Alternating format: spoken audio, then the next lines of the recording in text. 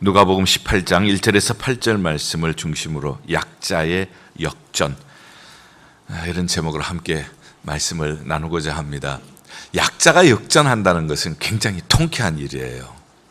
약자는 언제나 패배하고 약자는 언제나 눌려있고 이렇게 생각을 하는데, 약자가 역전한다고 하는 것은 굉장히 우리의 마음을 시원하게 해주는 말씀입니다. 우리는 참 강한 것 같아요. 그리고 강하게 살고 싶어 하고요. 그러나 때로는 우리 자신을 되돌아보면은, 야, 나 참 약하다. 내가 참 약하다 하는 것을 우리 모두가 고백할 수밖에 없을 거예요. 그런 의미에서 오늘 말씀은 참 우리에게 힘이 되는 말씀, 우리에게 용기가 되는 그런 말씀입니다. 어느 도시에 재판장이 있었습니다. 그런데 이 재판장은 하나님을 두려워할 줄 몰라요. 사람을 무시해요. 모든 권세는 하나님이 주셨으니 하나님께서 주신 권세, 그 권세를 가지고 하나님이 다스리라고 맡겨주신 일을 하는 사람은 첫째는 하나님을 두려워할 줄 아는 사람이어야 합니다. 그리고 하나님께서는 권세를 주실 때에 사람들을 보호하라고 주시는 것이지 사람들을 무시하라고 권세를 주신 것은 아니거든요.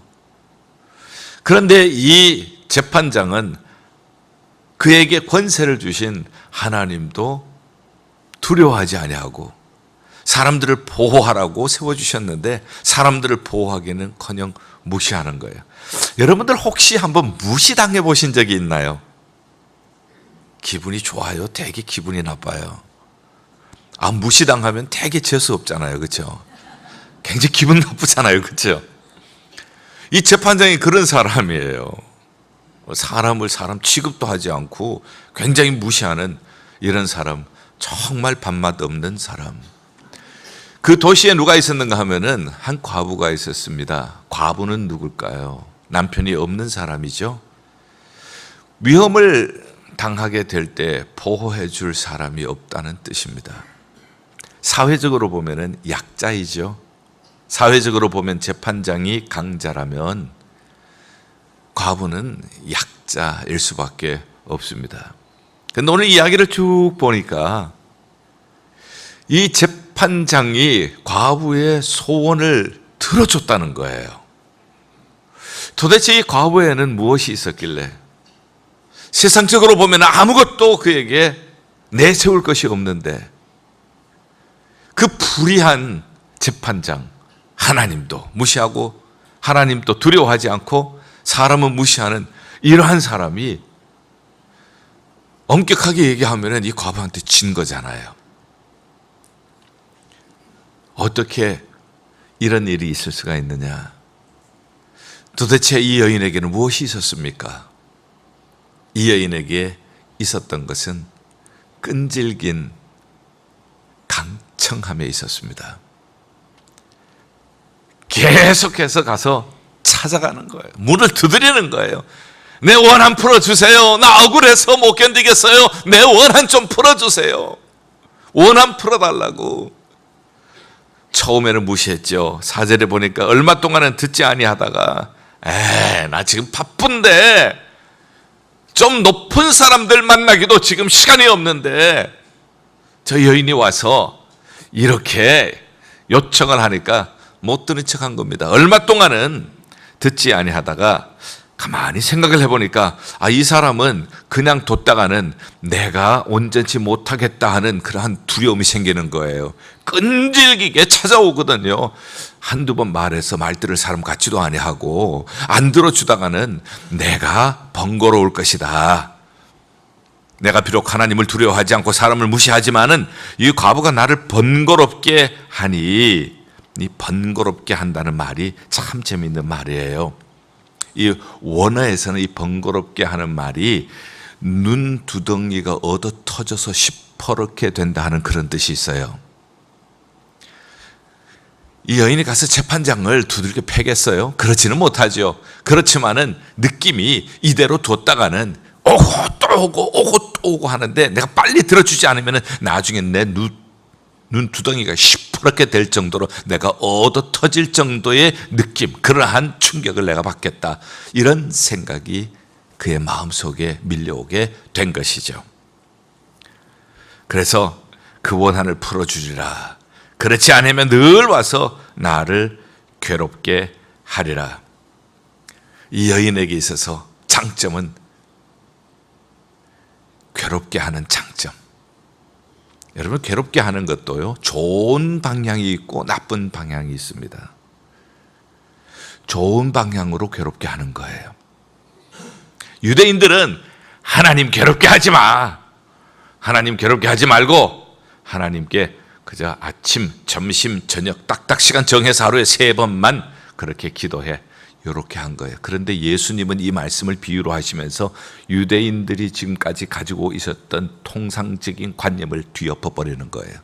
아침, 점심, 저녁 이렇게 하나님 앞에 나와서 기도하는 것도 참 중요하죠. 그러나 그것보다가 주님께서 우리의 기도의 생활이 좀 더 강청하라는 거예요. 좀 더 하나님 앞에 부르짖으라는 거예요. 좀 더 하나님께 매어 달리라는 거예요. 불의한 재판장이 내가 이렇게 들어주지 않으면, 원한을 풀어주지 않으면 나를 늘 괴롭게 하리라. 자, 그렇다면 하나님과 이 재판장의 차이점이 무엇일까? 그리고 공통점이 무엇일까? 첫 번째 공통점부터 우리가 얘기하죠. 첫 번째 공통점은요, 원한 풀어준다는 거예요. 하나님은 우리 원한 풀어주세요. 여러분들 원한이 별로 없으셔가지고 아멘 소리가 작지만요, 원한을 품어보세요. 얼마나 힘든데요. 원한을 가져보세요. 얼마나 견디기가 어려운데요. 원한을 풀어주시는 분이에요. 하나님은 우리 마음속에 바로 되지 아니하고, 나는 정직하게 살려고 노력했지만 불의가 앞서고, 정직한 사람보다는 속이는 사람이 앞서고, 손해보고 할 때에 원한이 왜 안 쌓이겠습니까?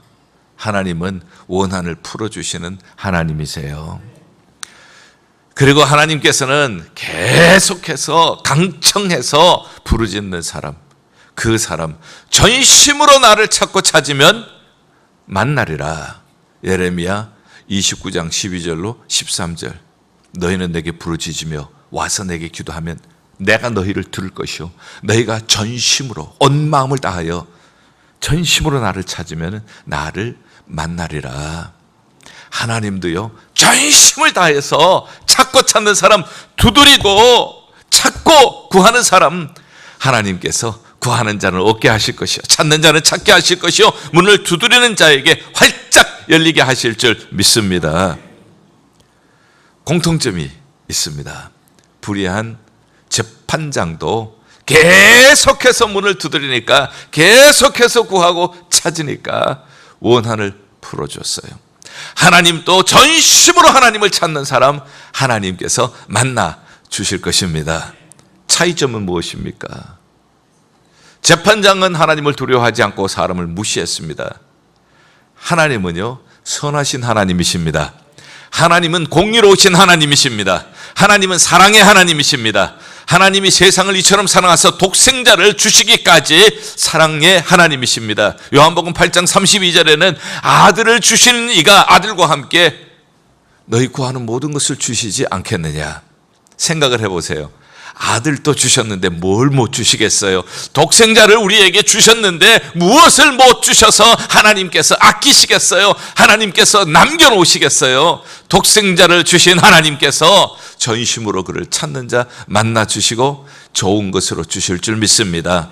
그러면 하나님은 전지전능하시고 하나님 모든 것을 알고 계시면 그냥 한마디만 딱 하면 하나님이 들어주시면 어떻겠습니까?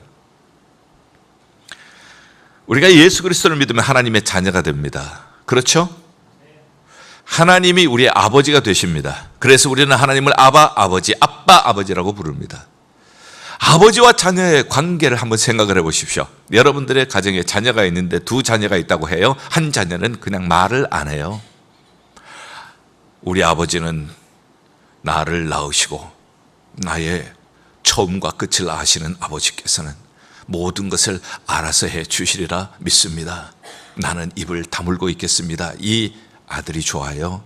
아니면은 하나하나 그냥 찾아가서 안 끼고 요거 해주세요, 저거 해주세요, 분명히 요거 나를 또 이용해 먹구나 알지만은 또 웃으면서 요거 해주세요, 저거 해주세요.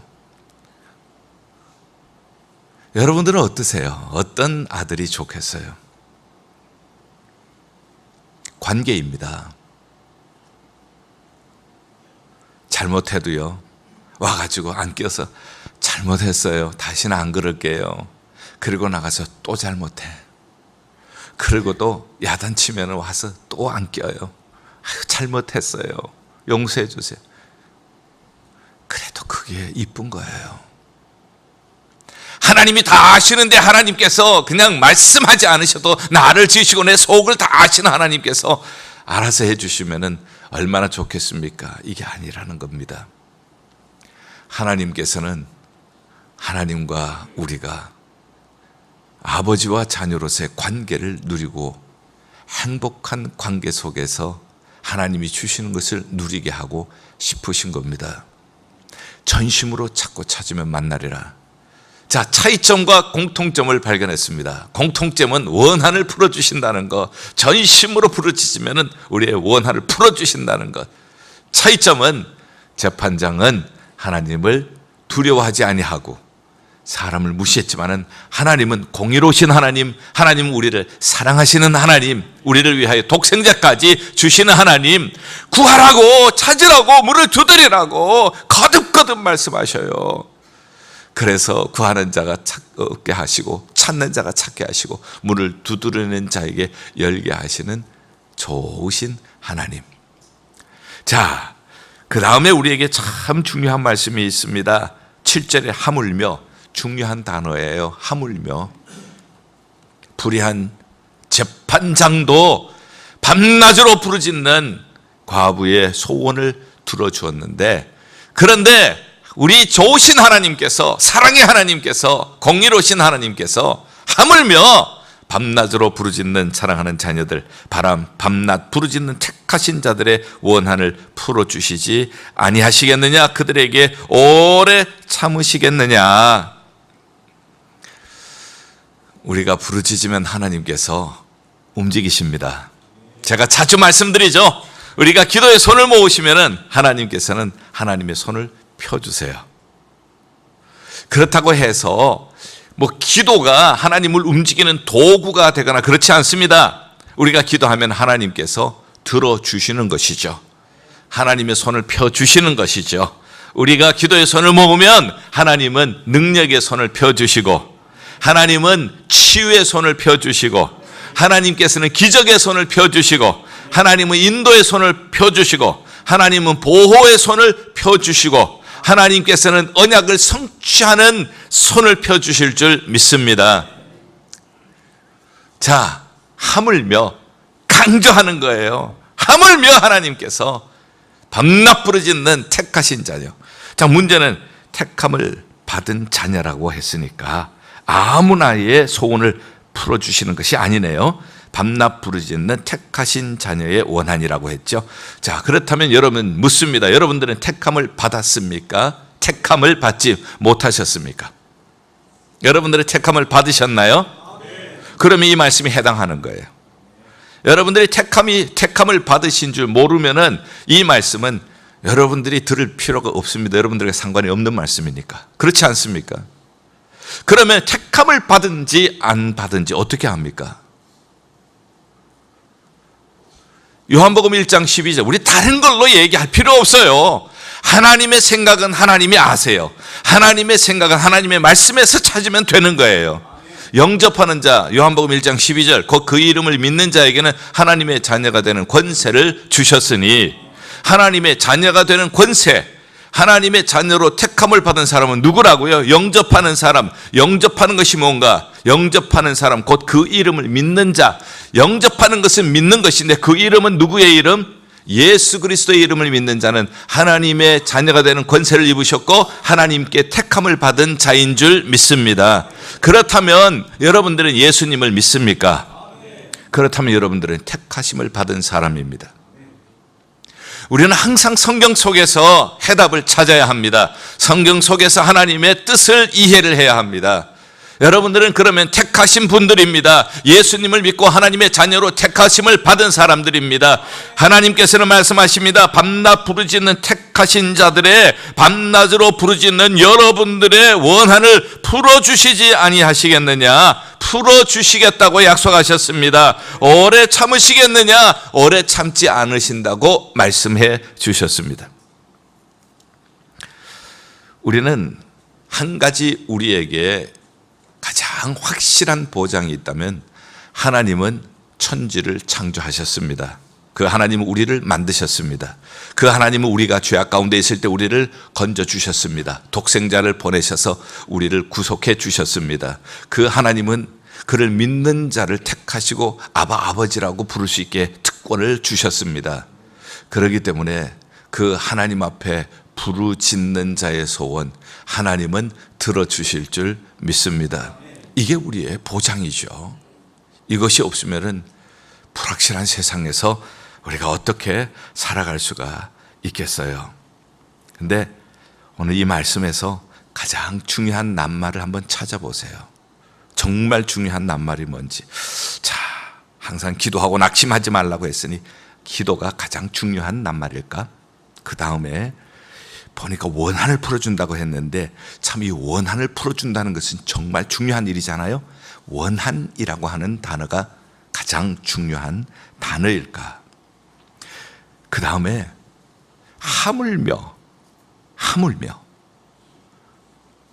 불의한 재판장도 들어주었는데 하물며 선하신 하나님이 택하신 자녀의 기도를 들어주시지 않겠냐. 하물며 참 중요한 말 같아요. 기도 이것도 중요하고 원한 이것도 중요한 단어 같고 하물며라는 단어도 중요한 것 같아요.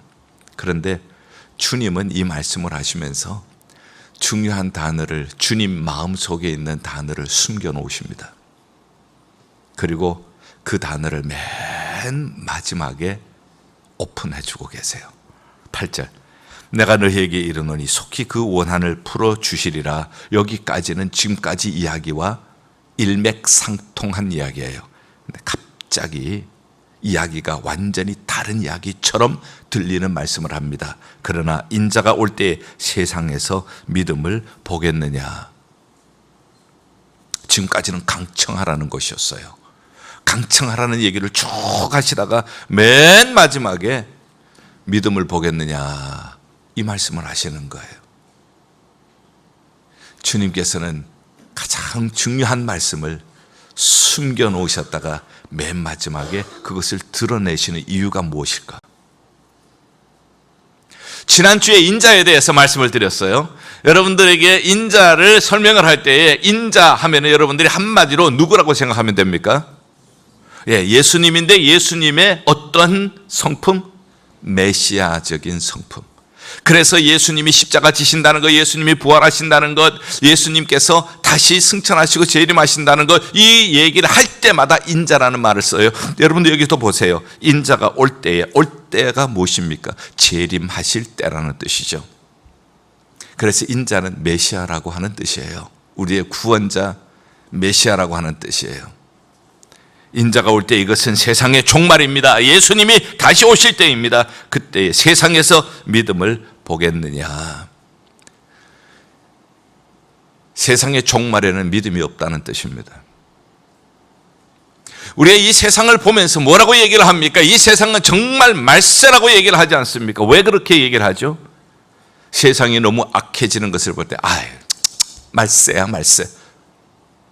정말 그렇습니다. 지금 세상은 점점 악해지고 있습니다.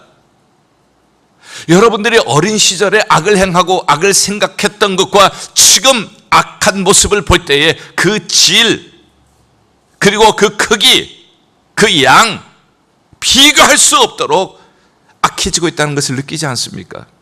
정말 말세예요. 그리고 오늘의 시대는 굉장히 바빠요. 스피드 시대이기 때문에 굉장히 바쁩니다. 바쁘기 때문에 우리는 하루에 24시간이 모자라요. 그래서 나에게 1시간만이라도 좀 더 주면 좋겠다, 이런 생각을 할 때도 있을 거예요. 1시간 더 준다고 해서 덜 바빠지는 것이 아니에요. 또 그만큼 또 바빠지는 것입니다. 그런데 바빠지면서 우리가 바쁘니까 할 일은 많고 빼는 시간이 분명히 있어야 하는 거예요. 그런데 기도하는 시간을 빼더라는 겁니다. 바쁘다고 기도하지 않는 거예요. 바쁘다고 우리는 기도 시간을 빼는 겁니다. 지금 이 원한을 풀어주는 것, 약자가 다시 역전이 되어서 강자가 되어지는 것은 기도인데, 그 기도도 낙심하지 말고 포기하지 말고 끊임없이 기도하라고 말씀을 하셨는데, 여기에 약자가 승리하는, 약자가 역전하는 비결이 있는데 마지막 때는 기도 안 해요. 너무 바빠서요. 너무 할 일이 많아서요. 그리고 죄악이 가져다 주는 유혹은 너무나도 강해요. 너무 재미있어요. 너무 달콤해요. 거기에 우리의 마음이 빼앗기고, 거기 시선이 빼앗기고, 거기에 우리의 몸이 빼앗기면은 기도 시간을 빼앗겨요. 믿음을 보겠느냐? 믿음이 뭐예요? 여러 가지로 설명할 수 있지만 제가 자주 설명하는 것은 믿음은 시선이라고요. 풍랑 이는 물결 위를 예수님이 걸어오십니다. 베드로가 예수님이면 나도 물 위를 걷게 해주십시오. 그래, 오라. 예수님을 바라보면서 풍랑 위를 걷습니다. 그런데 갑자기 파도를 봅니다. 무서움이 생깁니다. 그리고 파도 속으로 빠져들어갔습니다. 예수님께서 빠져들어가는 그 베드로, 그를 봅니다. 그는 소리 지르죠. 주여! 나를 건져 주십시오. 그때 예수님께서 그 손을 꽉 잡으시면서 뭐라고 말씀하셨습니까? 믿음이 적은 자야, 왜 의심하였느냐? 믿음을 얘기를 한 겁니다. 믿음은 시선이에요. 말세가 다가올수록, 예수님이 재림하실 날이 다가올수록 우리는 시선이 바쁜 일에 쏠리기 쉬워요. 그리고 세상의 재미, 세상의 유혹, 여기에 우리가 빠져들어가기가 쉽습니다. 예수님을 바라볼 때는 우리가 기도할 수가 있습니다. 예수님을 바라볼 때는 내가 인내하면서 기도할 수가 있어요. 그러나 이 세상을 바라볼 때는 세상의 염려에 빠져버립니다. 세상의 재미에 빠져버립니다. 세상의 쾌락 속에 우리가 빠져버리게 되어져요. 기도의 능력이 나타나지 않습니다. 예수님께서는 오늘 이 말씀을 통하여서 우리에게 기도가 중요하다는 것을 말씀하셨고, 그리고 밤낮으로 부르짖어 기도할 때 하나님이 원한을 풀어주신다고 말씀하시면서 인자가 올 때, 종말 때에, 지금처럼 우리가 종말을 살아가는 이 시대에 사람들이 기도하지 않는다는 겁니다. 원한을 품고 살아가는 거예요. 포사이드라고 하는 유명한 분이 계십니다. 이 포사이드는 얘기를 합니다. 기도하지 않는 것은 하나님이 필요 없다고 하는 이야기다. 정곡을 꿰뚫는 말씀이에요. 내가 기도하지 않는다는 것은 하나님이 내게 필요하지 않다는 이야기다.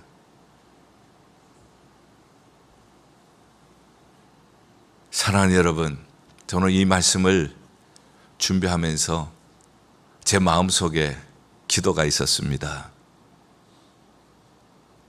이민생활하면서 마음의 원한을 품고 살아가는 사람 참 많아요. 원한이라고 하기보다는 아픔이라고 할까요? 오늘 이 말씀이 우리에게 주시는 하나님의 음성이 되기를 바랍니다. 부지런하게 이민생활을 해왔습니다. 때로는 끼니를 거늘기도 하고, 때로는 잠을 자지 못하면서도 부지런하게 이민생활을 해왔어요. 이민자들이기 때문에 조상측부터 내려오는 재산이 있는 것도 아닙니다. 하루하루 살아가야 합니다. 그런데 어느 날 건강에 문제가 생겼다는 이야기를 듣습니다. 충격을 받게 되어집니다. 그러나 저는 이렇게 여러분들에게 말씀을 드리고 싶어요. 항상 기도하고 낙심하지 마시기 바랍니다. 애써서 갖고 놓은 비즈니스가, 애써서 쌓아놓았던 나의 직장이 갑자기 나에게 어려움을 줄 때가 있습니다. 마음에 원한이 생깁니다. 마음에 아픔이 생깁니다. 낙심이 생깁니다. 저는 말씀을 드리고 싶어요. 항상 기도하시고 낙심하지 마시기를 바랍니다. 신분의 문제가 우리에게 큰 걸림돌이 되어집니다. 많은 불이익을 당하기도 합니다. 기도하고 기다려왔지만은 속히 이루어지지 않는 것 때문에 때로는 낙심할 때도 있습니다. 다시 한번 이 말씀을 통하여서 여러분들에게 위로를 드리고 싶어요. 항상 기도하시고 낙심하지 마시기를 바랍니다. 우리 사랑하는 자녀들, 왜 이민 왔냐고 하면은 자녀 교육 때문에 왔다고 하신 분들이 상당히 많이 계실 거예요. 그런데 내가 원하는 대로 자라주지 않을 때, 내가 기대하는 대로 그렇게 성장하지 않고 나에게 아픔이 되어질 때 우리는 마음속에 원한이 생기겠죠. 아픔이 생기겠죠. 아무리 타일러도 되지 않을 때, 아무리 기도해도 응답되지 않을 때, 여러분, 저는 여러분들에게 다시 한번 말씀을 드리고 싶어요. 항상 기도하시고 낙심하지 마시기를 바랍니다. 믿음을 끝까지 붙잡을 수 있기를 바랍니다. 주님을 끝까지 바라볼 수 있기를 바랍니다. 하나님께서는 선하신 우리 아버지십니다. 하나님은 그의 아들을, 우리를 구원하시기 위해 보내주신 좋으신 아버지십니다. 하나님은 공의로우신 하나님이십니다. 우리가 그 하나님 앞에 밤낮으로 부르짖을 때에, 전심으로 찾고 찾을 때에 하나님께서는 반드시 만나 주실 것입니다. 우리의 원한을 풀어 주실 것입니다. 이러한 기도의 능력이 약자인 여러분들을 다시 한번 강하게 일어나게 하시는 역전의 말씀, 희망의 말씀이 되기를 주님의 이름으로 축원합니다.